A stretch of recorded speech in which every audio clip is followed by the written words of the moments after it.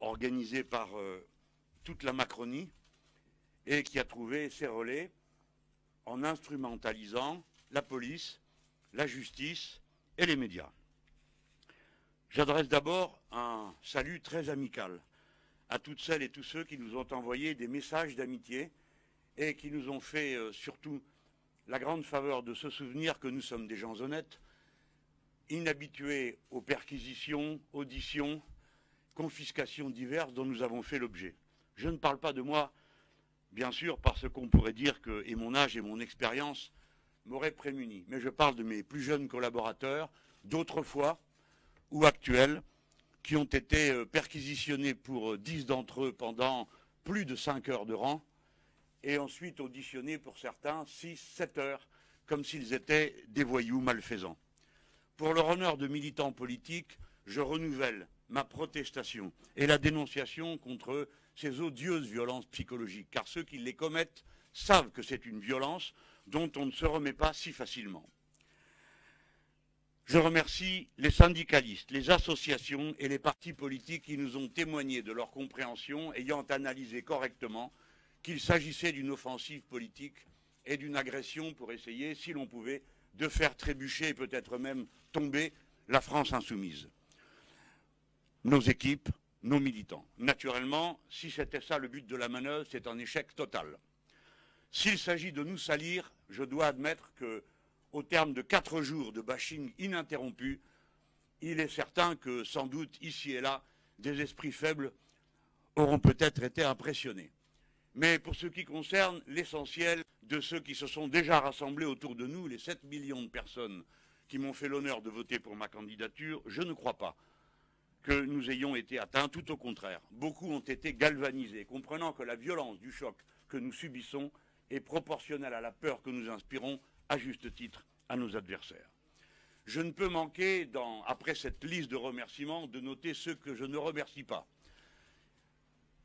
Un des partis politiques de l'arc démocratique, traditionnellement considéré, je me demande pourquoi, comme à gauche, Europe Écologie Les Verts, dont nous avons noté avec intérêt l'assourdissant silence. Mais plus encore et plus cruellement sans doute, le Parti socialiste, qui non seulement n'a manifesté aucune sympathie ni solidarité fût-ce humaine, mais s'est senti obligé d'en rajouter dans l'indignation de commandes qui sévissaient sur toutes les chaînes. Le Parti socialiste a voulu faire croire que résister à une action de justice était une ignominie insupportable. Je renvoie tous ceux qui m'écoutent à la page de mon Facebook où vous retrouverez, ou en allant directement à la source, ces films de l'INA où l'on voit le siège du Parti socialiste occupé par la police, car le Parti socialiste de cette époque, 1979, était pris en flagrant délit d'une action qui était délictueuse, c'est-à-dire, à l'époque c'était interdit, faire fonctionner une radio libre. Et pour ceux qui se sont demandé si on pouvait confier à un homme comme moi qui réagit le bouton du nucléaire, je fais observer que plusieurs des personnes qui se trouvaient là ont depuis connu un destin qui a montré qu'ils savaient faire la part des choses entre une soirée de perquisition et l'exercice de leurs responsabilités. On voit ainsi l'actuel président du Conseil constitutionnel protester et résister à une demande de la police d'évacuer les lieux, etc., etc., etc. De la même manière, le président François Mitterrand, accompagné du secrétaire général d'alors de la CFDT, M. Edmond Maire, a accompagné au tribunal Alain Krivine après la dissolution de la Ligue communiste révolutionnaire, au siège de laquelle on avait trouvé à l'époque, allez savoir pourquoi, des cocktails Molotov. Dans ces conditions, on voit ce que les airs prétentieux et arrogants de ce petit groupe peut avoir de décalé et d'insupportable. Il s'agit d'une offensive politique. Voici comment elle a été organisée. Sur le plan purement politique, le ministère de l'Intérieur, le ministère de la Justice, informés aux alentours du 10 octobre, puisque la demande pour faire les interventions et pour faire les perquisitions a été présentée le 10 octobre et elle a été acceptée le 12 octobre. À partir de là, ces gens ont organisé et naturellement saisi par la force des choses les responsables politiques, la ministre de la Justice et le ministre de l'Intérieur. Car c'est plus de 100 policiers qui ont été réquisitionnés pour cette opération. Donc je vous rappelle qu'elle n'a aucun précédent politique dans la vie de ce pays. jamais on n'a en même temps perquisitionné les personnes et les sièges politiques. Nous avons été traités comme le sont d'habitude les organisations terroristes ou de grand banditisme, encore que nous n'ayons jamais entendu parler récemment d'une opération de cette ampleur. Quel besoin a-t-on d'intervenir chez 10 personnes et 4 sièges en même temps, à la même heure? Que craignait-on? Armés et avec des gilets pare-balles, que craignait-on de nous? Je veux redire que tout ça a été orchestré de manière à fournir une matière première médiatique sur laquelle ensuite pourraient prospérer des jours durant des commentaires diffamants ou infamants à notre égard. On s'est étonné que je me sois emporté et qu'avec mes amis, j'ai voulu entrer dans le siège de la France insoumise. Mais c'est un droit pour nous que d'être dans notre siège. Je vous rappelle que nous sommes dans le cadre d'une enquête préliminaire et non pas d'une enquête judiciaire, qui d'ailleurs nous aurait donné des droits supérieurs à ceux dont nous avons pu bénéficier pendant cette enquête préliminaire. Nous avons voulu entrer. Les responsables administratifs des 2 structures qui étaient perquisitionnées, à savoir l'Air du Peuple et la France Insoumise, étaient empêchés d'entrer dans leurs propres locaux pour observer ce qui se passait à l'occasion de cette perquisition. Cette perquisition a été interrompue et du matériel informatique a été emmené, comme quelques heures auparavant. Tous nos agendas depuis 5 ans, les correspondances privées et politiques de tous ceux qui ont collaboré avec moi au cours des 7 dernières années ont été saisis, ainsi que nos photos personnelles, les plus intimes, mais également celles de nos vacances, celles de nos familiers, ont été saisies sans qu'aucun d'entre nous ne sache quel usage il va être fait de tout ça et pourquoi, alors que ces gens sont restés des heures chez nous. Ils n'ont pas trié au départ les informations qu'ils recherchaient. Pourquoi ils n'ont pas concentré la capture des mails sur les périodes considérées? Pourquoi ils ont absolument tout pris? Eh bien, du matériel a été emmené du siège de la France Insoumise, nous ne savons pas lequel. Nous demandons l'annulation de cette perquisition et la restitution de tout ce qui a été prélevé à ce moment-là, de le faire d'une manière nette et exhaustive. Tout ce qui a été pris ici l'a été illégalement et doit nous être restitué. J'indique à la CNIL, ou peut-être quelqu'un nous écoute, qu'un fichier, au moins ici, pour ne rien dire de ceux qui ont été pris au parti de gauche, ont été pris. Et nous voulons savoir où ils sont passés. Je demande à ceux à qui il reste un minimum de sentiment de l'exercice ordinaire du fonctionnement d'une démocratie, nonobstant la détestation que nos personnes ou notre mouvement peuvent leur inspirer, de faire honnêtement leur travail et de prendre la part qui leur revient dans la protection de la démocratie. Il ne suffit pas de nous détester. Nous sommes tous co-responsables du pays dans lequel nous vivons. Tous les coups ne sont pas permis contre nous.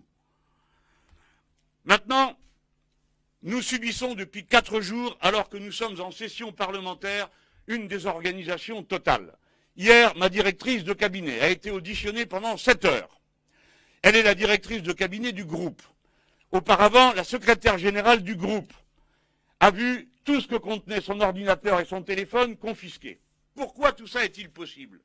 Parce que ils ont, pour une raison que tout le monde comprend, groupé 2 dossiers.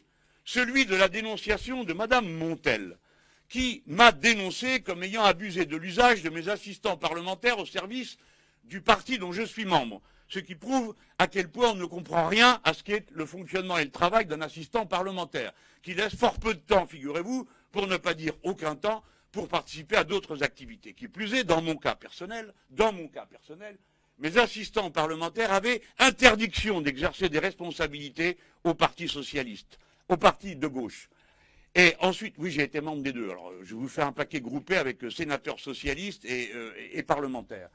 J'ai même demandé à mon attachée de presse, Madame Juliette Prados, que vous connaissez tous, de démissionner du conseil municipal de Montreuil pour pouvoir travailler avec moi.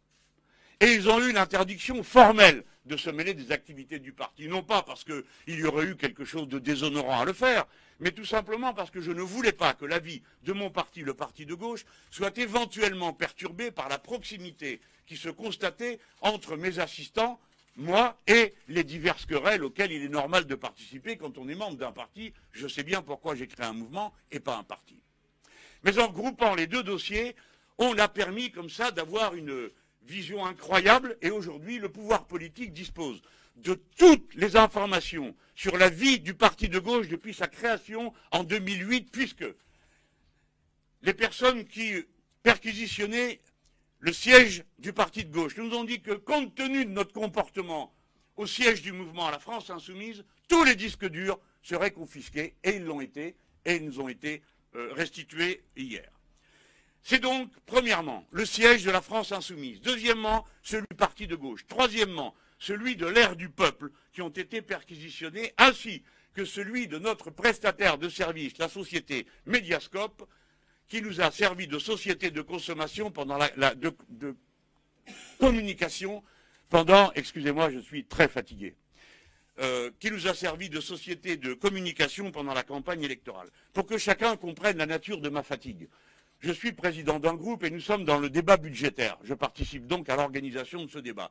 Je suis un des animateurs de la France Insoumise dont le siège a été attaqué. Je suis membre du parti de gauche et 10 de mes collaborateurs, qui n'ont pas tous l'épaisseur de mon cuir, ont passé des heures et des heures en perquisition ou en audition.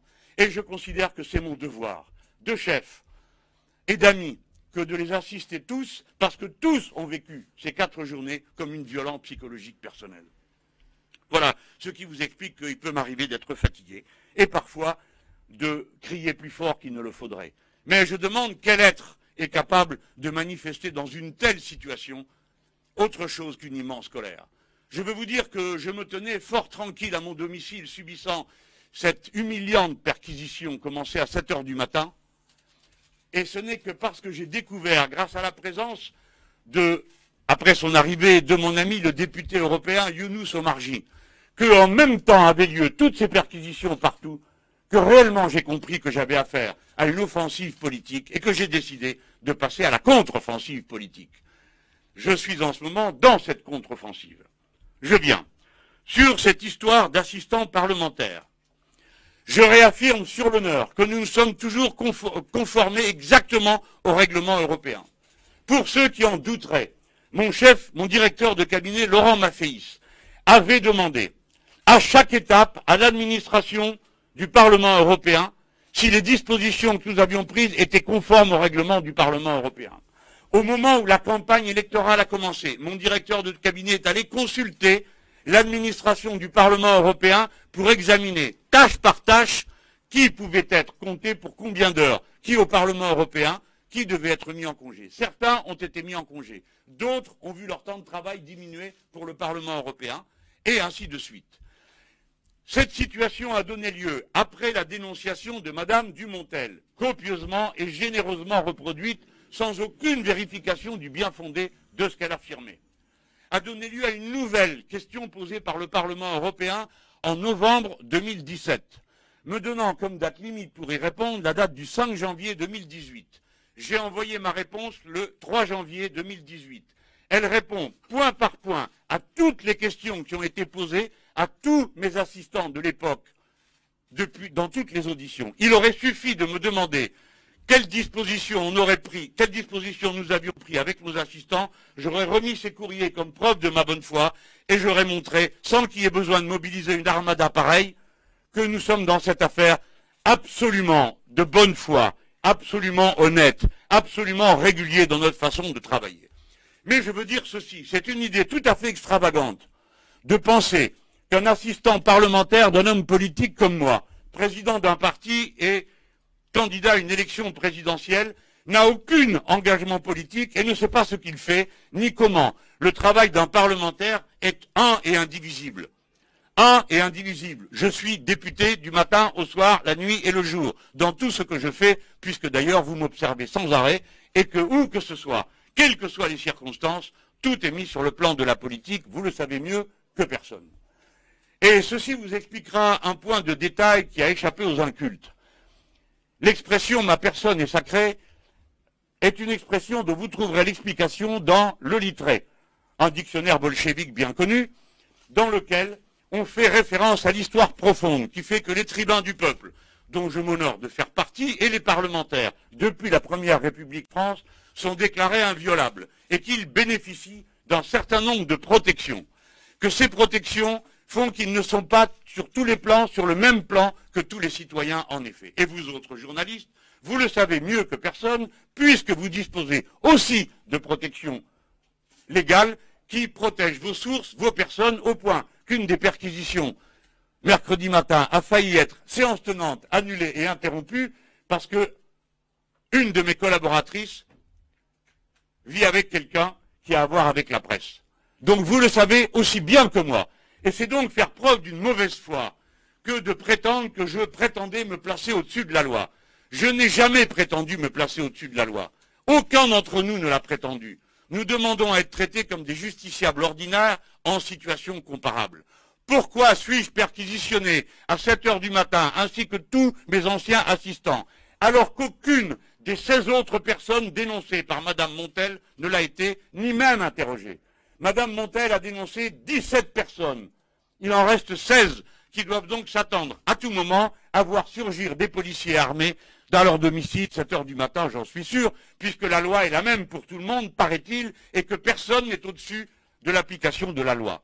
J'interroge ceux dont c'est le métier d'interroger. Pourquoi se fait-il que moi, et moi seul, mes équipes subissent un traitement pareil? Clairement, c'est une offensive délibérée. À la suite de quoi, la radio de l'État s'est lancée dans ce qu'ils appellent une investigation. Après que nous ayons reçu une quantité considérable de papiers posant toutes sortes de questions qui montraient à l'évidence que des pièces du dossier étaient connues avant même qu'elles aient lieu, nous avons eu droit ce matin à la diffusion, sans aucun moyen de réplique, à une série d'affirmations diffamatoires et calomnieuses. Mon camarade, Adrien Quatennens, a été prévenu à 6h30 du matin que le sujet serait à l'antenne. Adrien Quatennens n'a aucune part à la gestion de la campagne, ni des comptes de campagne, et à plus forte raison de mes assistants parlementaires européens. C'est donc entre 6h30 du matin et l'heure de la diffusion qu'il lui a fallu en toute hâte recommencer à réveiller des gens pour savoir quelles étaient les réponses aux questions qu'on entendait déjà sur les antennes depuis la veille pour certaines. Ce sont donc un ensemble de procédés qui ont allumé le feu. Et nous avons aujourd'hui vu une journée entière d'informations en continu qui ont relayé des informations fausses. Ce n'est pas la première fois pour France Info, puisque le premier assaut de France Info contre mes comptes de campagne a été mené alors que cela même n'était pas publié, en janvier de l'année 2018, après que M. de Chalbron, qui est un homme qui est aujourd'hui sous le coup d'une enquête en diffamation sur le même sujet, a publié, disais-je France Info, des chiffres erronés sur les payes des uns et des autres. Qu'entre-temps, vous auriez pu vous donner le mal de comparer avec ceux, à conditions égales, à travail égal, dans les autres associations de financement des campagnes électorales. Et vous auriez alors découvert que M. Corbière, qui m'a fait l'amitié et l'honneur d'être mon porte-parole, ne pouvait naturellement pas, alors même que la campagne commençait, puis qu'elle avait lieu, sans préjuger de son résultat, démissionner de l'éducation nationale pour correspondre à je ne sais quelle exigence de votre part. Il s'en est mis en congé et il a été recruté sur le seul statut qui restait à sa disposition, celui d'auto-entrepreneur, pour un salaire moyen d'environ 3 000 €, alors que tous les directeurs de cabinet des autres campagnes ont gagné le double ou parfois le triple. De la même manière, il est clair à partir d'aujourd'hui que pour faire durer le plaisir, on a choisi un bouc émissaire, Madame Sophia Chikirou, directrice de la société Mediascope, qui a donc été perquisitionnée à son domicile, perquisitionnée au siège de son entreprise, et auditionnée depuis ce matin, 10 heures. Il est 4 heures de l'après-midi, et ça dure. Et il est prévu qu'elle soit à nouveau interrogée lundi. Je demande quel autre chef d'entreprise est traité de cette manière. Est-ce qu'il s'agit du PDG de Monsanto, à qui on reprocherait le glyphosate? Est-ce qu'il s'agit de telle ou telle société qui a commis des crimes et de la fraude fiscale? Non, une petite boîte de communication, mais la plus talentueuse. D'abord, je lui renouvelle l'expression de ma confiance totale. Et mes félicitations pour les performances qu'elle nous a permis d'atteindre dans cette campagne. Je voudrais vous rappeler que nous avons fait la campagne la plus longue de toutes les campagnes présidentielles. La campagne de M. Macron a duré 7 mois, si on en croit ses déclarations officielles. La campagne de M. Hamon a duré 3 mois. Notre campagne a coûté pour un an plein, et je ne compte pas la période précédente, 11 millions. Celle de M. Macron, 16 millions. Celle de M. Hamon, 15 millions. 15 millions 3 mois, 16 millions 7 mois. Je ne le fais pas par esprit de compétition, mais pour vous rappeler tous, non pas eux, mais vous, qui publiez du matin au soir des chiffres, sans les comparer, sans donner leur signification, ce que ça signifie. Alors, il paraît qu'un aigle de ce service soi-disant d'investigation a réussi à trouver une vidéo qu'il trouve exagérée, sur un budget de 11 millions. Une vidéo qui aurait coûté 200 € et ce serait trop. Et nous voyons apparaître des experts sur le plateau qui disent ça prend 2 minutes de passer une vidéo. C'est naturellement quelqu'un qui ne connaît absolument rien à ces métiers. Non, ça n'est pas 5 minutes. J'ai même entendu quelqu'un d'autre dire une bêtise encore plus grosse, sous-titrer un discours de 2 heures, ça prend à peine 30 minutes. Non, au moins il faut entendre les 2 heures. Et il faut les réécouter, à moins d'entendre du son en vitesse accélérée. Donc, au moins pour écouter un discours de 2 heures et le retranscrire, même en tapant à la vitesse de la lumière, ça prend 2 heures. Ça prend pas 30 minutes. J'en foutre. Ça prend pas 30 minutes. Nous avons droit au respect. Pas que tout le monde nous accuse de n'importe quoi, n'importe comment, en prenant un bouffi et important sur un plateau de télévision. Eh bien, est-ce que quelqu'un parmi vous a pensé à faire la comparaison de demander combien valaient 5 minutes de live Facebook publié par l'un ou l'autre des autres candidats? Même pas.